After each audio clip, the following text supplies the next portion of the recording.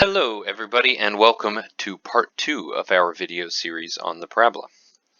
So this time we're going to consider equations of a parabola that have a vertex, or we might think of as being centered at HK.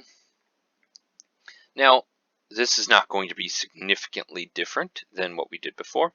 The key thing you'll notice is just like when we shift horizontally and vertically any other type of equation, we get that shift by taking y minus k, would be a shift up by k, and we get x minus h is a shift right by h. So whatever our shift is, we've got the opposite in our parentheses here with our equation. So it's going to work just like any shifting you've done before in previous problems. Now once again, I've put a chart here that summarizes your vertex information, the direction, the axes of symmetry, etc. But I don't think that this is particularly helpful. You may choose to copy it down for reference. But once again, I think that your main focus should be understanding the geometrical relationship of the parts and getting good at graphing the pictures pretty quickly and determining the equation and its properties from that information. So with that being said, let's take a look at the graphs for each of these shifted parabolas. Okay, so in this first parabola on the left here, we have a parabola facing right and centered at hk. So we see we have y minus k squared. So our y is squared, just like it was in our graph, our parabola that was centered at 0, 0 and facing right. And we've got a positive for p times parentheses x minus h. So all that's changed here from our centered at 0, 0 graph is that this is shifted to hk, and hence we have y minus k and x minus h in our equation.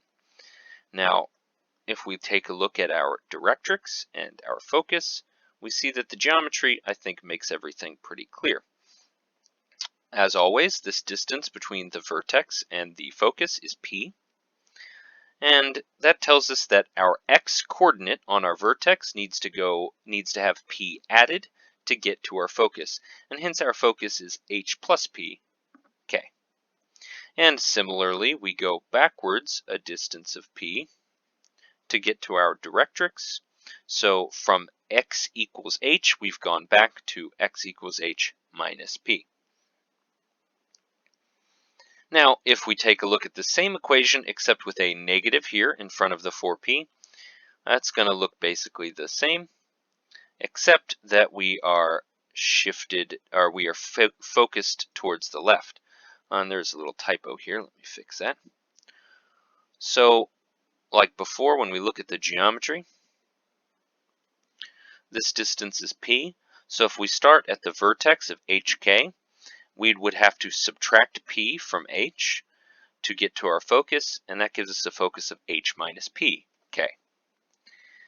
And our directrix, we would have to add the distance of p to our x value. So that gives us x equals h plus p.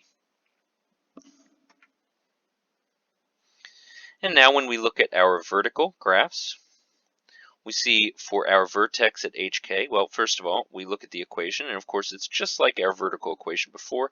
Our x is squared here, and our y is to the first power, but of course it's shifted, so we get x minus h squared, and in parentheses y minus k here. And our distance from the vertex to the focus is p, so you see you have to add p to the y coordinate this time since we're moving up. So we get hk plus p. Similarly, to get to the directrix, we have to go down p, and that gives us y equals k minus p. And lastly, for our equation that's pointed down, we get the same form of the equation here, except we have a negative in front of the 4p. Our distance, as always, is p from the vertex to the focus, so we have to subtract p from our y value k to get to our focus, moving from the vertex to the focus. And then we need to add that distance of p here to get to y equals k plus p, which is our directrix. Okay, let's try to put this information to use a little bit. So we've got a graph here, and we're going to try to find an equation for the parabola whose graph is shown. So the first thing I'm going to think about is what is the general form, and since this is an up-facing parabola, I know that I should have x minus h squared equals a positive 4p y. Now I need to know what p is, and I don't know what the vertex is, but I do know what my directrix is. So if I just draw a little, let's do this here in green. If I just draw a little green line here, this is my distance of p. So the question is, what is that distance of p? Well, I'm going from y equals 2 to y equals negative 3. 2 minus negative 3 is 5. So p here is 5. And h is negative 1. And y, when I wrote my equation, I made a little mistake. That should have been y minus k, not just y. Sorry about that. So when I go to find my equation, I need p, and we found geometrically that p was equal to 5. So we can just plug that in and plug our values for h, which is negative 1, and k, which is 2. So that gives me x minus negative 1 squared equals 4 times 5 times y minus 2. In other words, x plus 1 squared equals 20 times y minus 2. And we can leave it in that form. That's our standard form. All right, well, let's go ahead and take a look at another definition that'll come in handy here. The line segment passing through the focus of a parabola, perpendicular to the axis and having endpoints on the parabola, is called the lattice rectum of the parabola. So if we look, I've drawn all 4 standard forms of our parabola here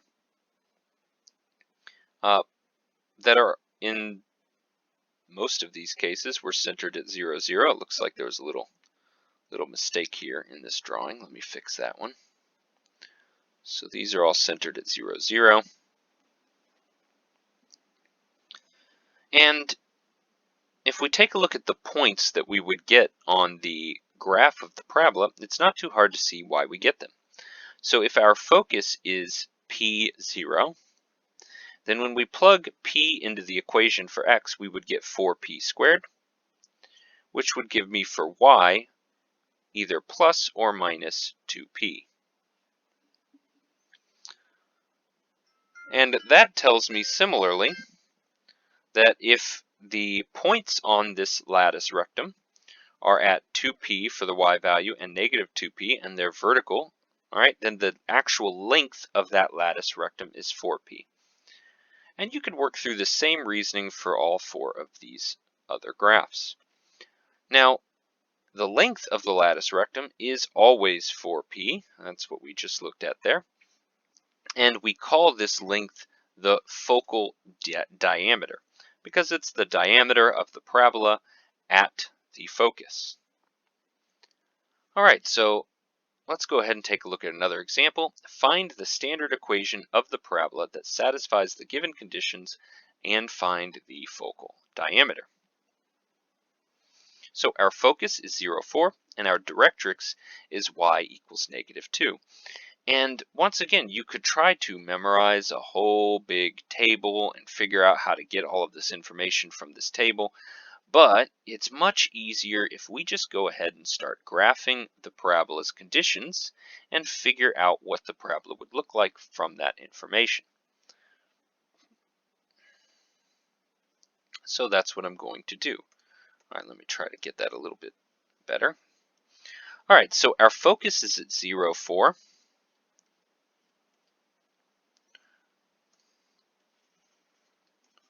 So that's the focus. And our directrix is at y equals negative 2.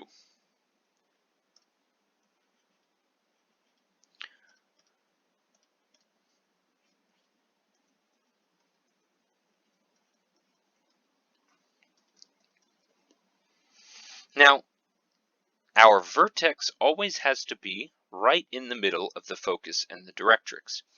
So if we look at this whole distance here, this whole distance is what? It's 6. Right? So 4 minus -2 is 6. And that tells us our focus is going to be right in the middle of that, which is at 0, 1. Or sorry, not our focus, our vertex. So our vertex is at 0, 1, right, which is a distance of 3 away from the focus or from the directrix. And our graph for our parabola is always going to be pointing towards the focus, so it's going to be going up like this. So that tells us a lot of information. First of all, P is 3.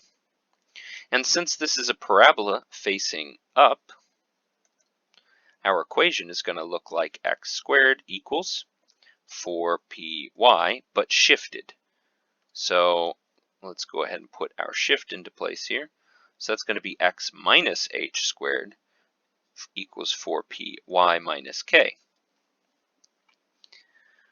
And of course, our vertex is at 0, 1, so that's our hk here. So now we just plug in the information we have. So our equation is going to be x minus 0 squared, really just x squared,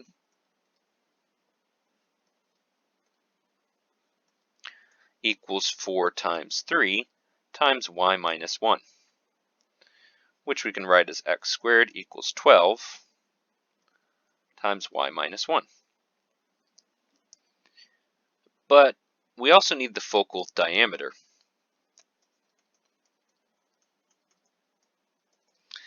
And we've already seen here that the focal diameter is always 4p, right? That's what we looked at up here before.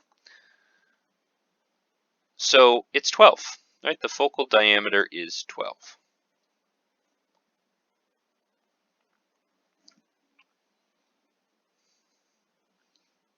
Okay, well that's it for that example, and that's it for part 2 of our video series on the parabola. Thank you for watching.